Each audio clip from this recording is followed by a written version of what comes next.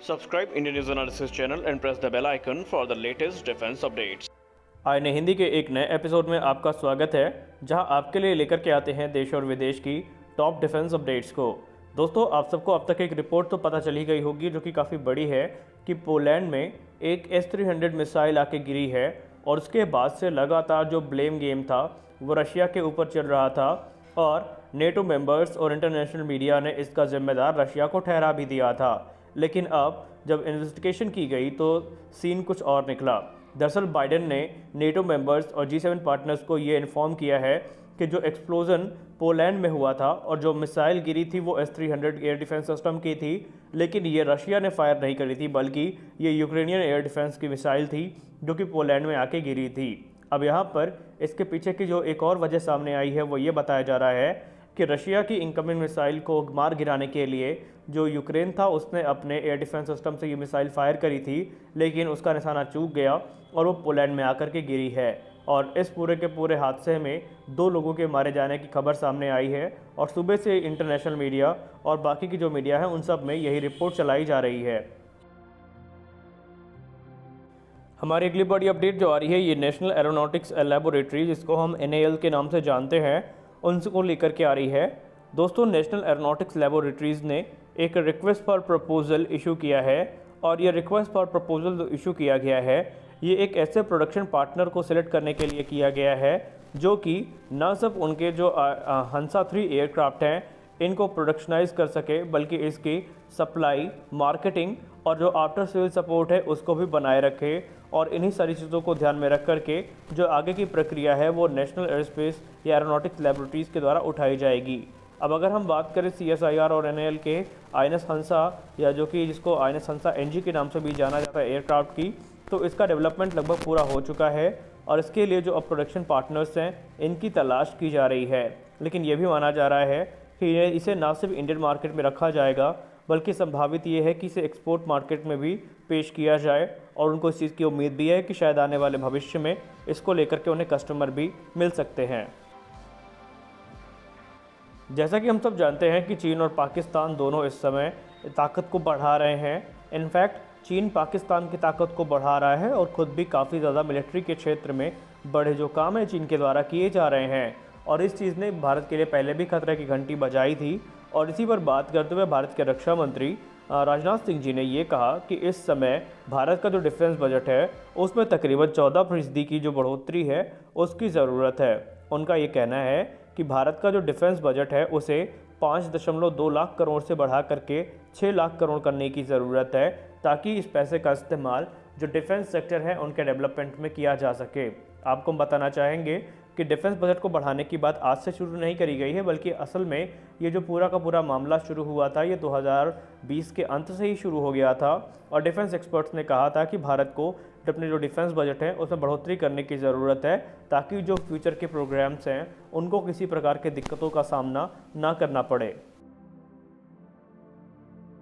हमारी अगली बड़ी अपडेट कोलकाता से आ रही है। दोस्तों, अचानक कोलकाता के आसमान में दोपहर को हलचल बढ़ जाती है और वहाँ के लोग ये स्पॉट करते हैं कि एक नया फाइटर एयरक्राफ्ट वहाँ के आसमान में उड़ान भर रहा है, जिसे F-16 के रूप में आइडेंटिफाई किया गया। और उसके बाद से लोगों के बीच में जो एक एक्साइटमेंट है और बज़ है वो काफ़ी ज़्यादा बढ़ गया, क्योंकि आमतौर पर कोलकाता की जो पब्लिक है इस प्रकार की एरियल एक्टिविटीज़ के लिए यूज़ टू नहीं है और लोगों के मन में या लोगों के बीच में अलग अलग जो बातें हैं ये होने लगी। दरअसल आइए जान लेते हैं ऐसा क्यों हुआ और भारत में F-16 कर क्या रहा है। क्योंकि F-16 फाइटर एयरक्राफ्ट पहले से ही जब आसमान में देखा गया तो लोगों ने इसको लेकर के अलग अलग जो अपने मत है वो देने शुरू कर दिए। दरअसल ये एक ट्रेनिंग एक्सरसाइज का हिस्सा है जो कि रॉयल सिंगापुर एयरफोर्स और भारतीय वायुसेना के बीच में आयोजित की जा रही है, जहाँ पर सिंगापुर अपने F-16 फाइटर्स के साथ भारत में पहुंचा है, तो वहीं भारतीय वायुसेना के जो Su-30 MKI और जैगवार एयरक्राफ्ट हैं वो भी इस एक्सरसाइज का हिस्सा हैं। और शुरुआत में ये पता चला था कि लाइट कॉम्बैट एयरक्राफ्ट तेजस भी शायद इस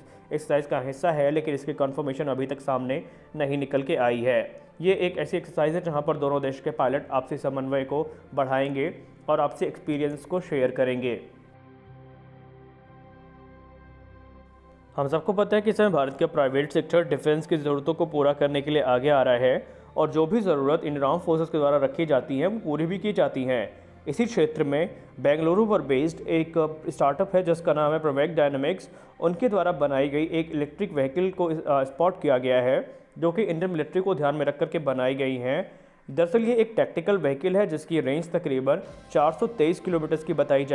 जा रही है और ये फुली इलेक्ट्रिक व्हीकल है और माना जा रहा है कि ये सुपीरियर एक्सेलरेशन के साथ में भी आएगी, क्योंकि ये जो व्हीकल है ये 0 से 100 किलोमीटर प्रति घंटे की रफ्तार सिर्फ 5 सेकंड में प्राप्त करने में सक्षम होगी। वहीं इसमें फास्ट चार्जर भी देखने को मिलेगा जो सिर्फ 30 मिनट में इस व्हीकल की बैटरी को 80% तक चार्ज करने में सक्षम होगा। फिलहाल ये जो प्रोटोटाइप है इलेक्ट्रिक टैक्टिकल व्हीकल का वो इस समय टेस्टिंग से गुजर रहा है और इसे हाल ही में बेंगलुरु एयरपोर्ट पर स्पॉट भी किया गया था और कंपनी का ये प्लान है कि इंडियन आर्म फोर्सेस की रिक्वायरमेंट को पूरा करने के बाद आने वाले समय में सिविलियन मार्केट में भी ये जो व्हीकल है उतारी जाएगी, जिसकी रेंज 504 किलोमीटर की होगी सिंगल चार्ज में और इसकी टॉप स्पीड 200 किलोमीटर प्रति घंटे की रफ्तार से होने वाली है। यानी कि ये एक बहुत बड़ा डेवलपमेंट है जो कि आने वाले समय में भारत के लिए काफ़ी महत्वपूर्ण साबित हो सकता है।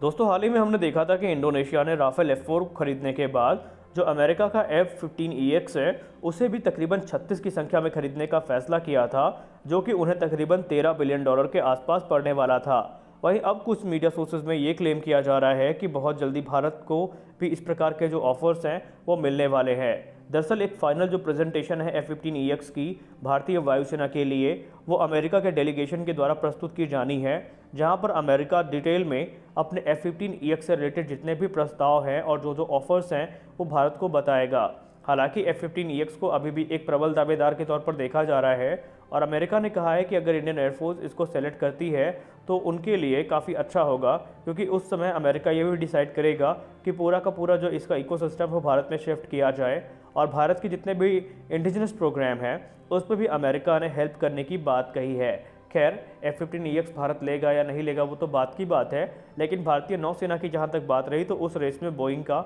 F-18 सुपर हॉर्नेट ब्लॉक 3 अभी भी फ्रंट रनर माना जा रहा है, जिसका निर्णय इंडियन नेवी इसी वर्ष दिसंबर के अंत तक ले लेगी।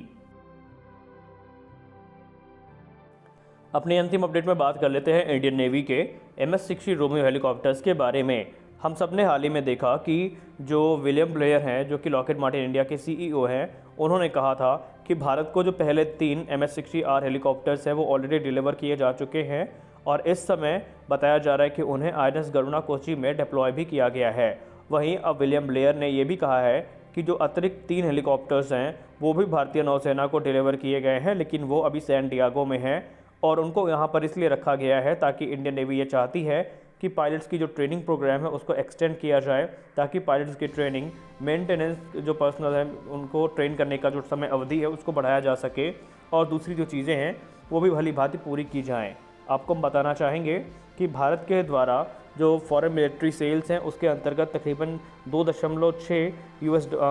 बिलियन US डॉलर्स में ये जो हेलीकॉप्टर्स हैं इनकी खरीद करी गई थी और इनमें से 3 हेलीकॉप्टर अब इंडिया पहुंच चुके हैं। तो फिलहाल की डिफेंस न्यूज़ की वीडियो में बस इतना ही। मिलते हैं अपने अगले वीडियो में कुछ और अपडेट्स के साथ। तब तक के लिए जय हिंद।